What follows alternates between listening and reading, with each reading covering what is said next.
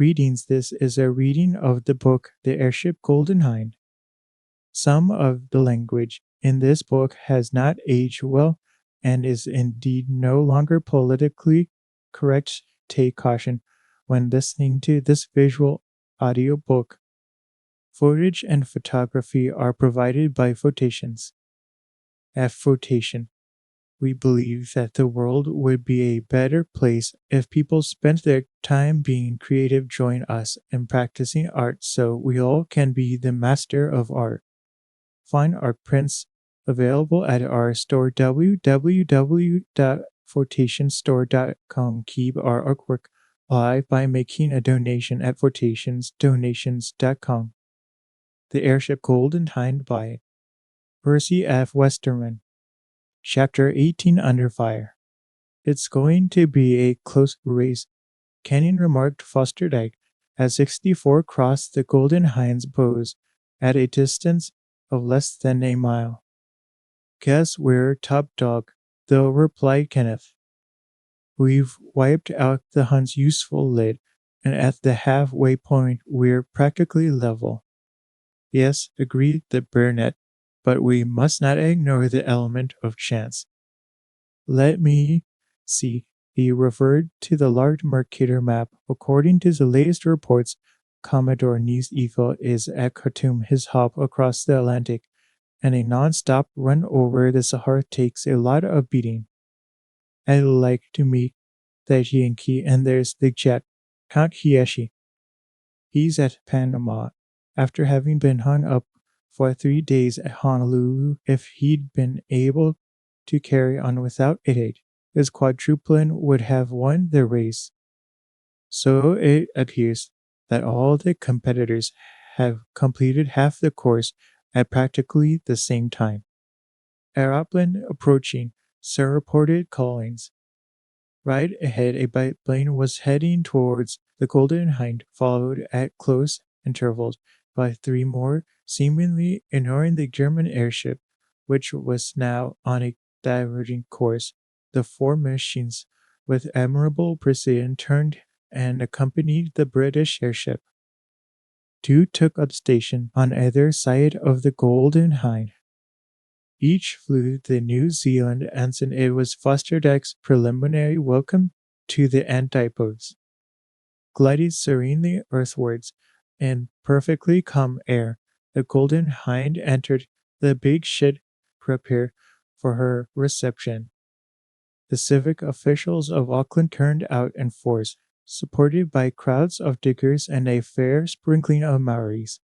We quite understand, was the mayor's remark, when Fosterdyke, thanking him for the warmness of his reception, firmly but courteously refused to attend a banquet proposed to be given in his honor.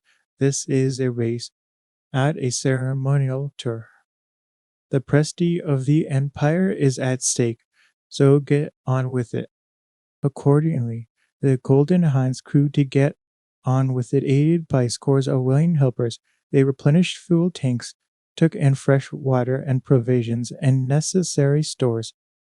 A representative of the International Air Board was in attendance to sign the control sheet, certifying that the Golden Hind had completed half the circuit and had touched at a spot within a degree of the opposite point of the globe to his starting point within an hour and a quarter of her arrival at Auckland. The British airship started on her homeward voyage.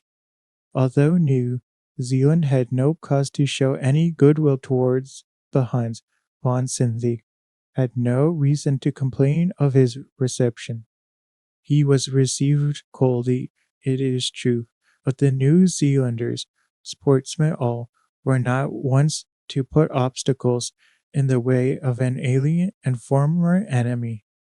Notified by wireless of the 64's impending arrival at Napier, the authorities at that town had cylinders of hydrogen and a large stock of petrol in readiness for the German airship's requirements. Within 10 minutes of the Golden Hind's departure from Auckland, 64 started from Napier. The contest had now entered upon a more interesting phase. It was almost certain that their rivals would take a practically identical course, crossing the American continent in the neighborhood of the Isthmus of Panama, the lofty Andes, extending like a gigantic backbone from Colombia to Patagonia, an almost uninterrupted range 450 miles in length presented a difficult, though not exactly insurmountable obstacle to the rival airships. Vainly the wireless operators of the Golden Hind sought to pick up the Zeppelin. Von Sinzig had seen to that, for directly the German airship left New Zealand, he gave orders that on no account were messages to be transmitted, but on the other hand, the receivers were to be constantly in use, in order to pick up any radiograms that might throw light upon the movements of the Golden Hind. Apart from the chagrin at the knowledge that his attempt to burn the British airship was a failure, Von Sinzig felt rather elated. His deceptive report of the course he had taken from Java to New Zealand had been accepted by the authorities without question. Hence no suspicion could possibly be attached to him for the burning of the Fremantle aerodrome. He was also of the opinion that 64 was a swifter craft than her rival, and possessed another advantage, that of greater fuel carrying capacity. Even if the Golden Hind did possess a higher speed, she would have to alight more frequently to replenish her tanks. As far as the Golden Hind was concerned, the run across the Panama was almost devoid of incident, with the exception of a distant view of Pitcairn Island, famous in connection with the mutiny of the Bounty. No land was sighted until Galapagos Group was seen 10 miles on the starboard bow. The Golden Hind was now recrossing the equator. Fosterdijk, who had crossed the line at least a dozen times, and all sorts of vessels, from luxuriant liners to sensy trams, and even on one occasion on board a windjammer, declared that there was nothing to beat an airship for traveling in the tropics.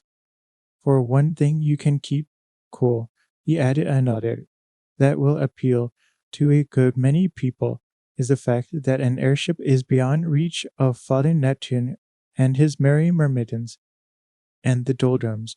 Instead of being regarded as a terror, afford an easy passage to aircraft of all descriptions. With the setting of the sun, a thick mist rose, one of those humid tropical mists that are responsible for malaria and other zymatic diseases particular to the torrid zone. At a couple or 3,000 feet altitude, the Golden Hind was in pure clear air, but in the brief twilight, the banks of mist as viewed from above were picturesque in the extreme. But to the crew of the Golden Hind, the picturesqueness of the scene was in a measure unappreciated. They were nearing land, and a fog was one of the most undesirable climatic conditions. Not only was time a consideration, but the petrol supply was running low. But for this, Fosterdijk would have slowed down and cruised around until the mist dispersed with daybreak. "We'll have to risk it and make a descent," he declared. "Anywhere within easy distance of Panama will do, because it is a calm night and there will be little or no risk of the Golden Hind being exposed to a high wind. Thank goodness we've directional wireless."